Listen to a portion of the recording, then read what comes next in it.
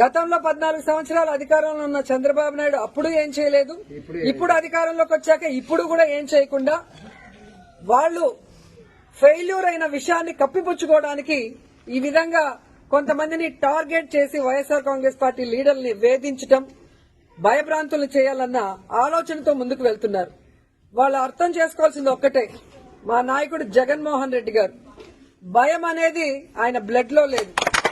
ఆయన వెనక పనిచేస్తున్న మేమందరం కూడా జగనన్న సైనికులుగా ముందుకు వెళ్తున్నాం. ఎవరికి భయపడే పరిస్థితి లేదు.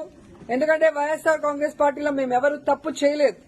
5 ఏళ్లు కూడా ప్రజలకి మంచే చేశాం, నియోజకవర్గాలన్నీ అభివృద్ది చేశాం. ఈ రోజు మీరు మోసంతో అధికారంలోకి వచ్చారు, ఈవీఎంలు మ్యానిపులేట్ చేసి వచ్చారు, ఏ విధంగా సూపర్ 6 అంటూ ప్రజల్ని మోసం చేసి వచ్చారు. మీరు సిగ్గుపడాలి, మేము సిగ్గుపడాల్సిన అవసరం లేదు. కానీ ఈ రోజు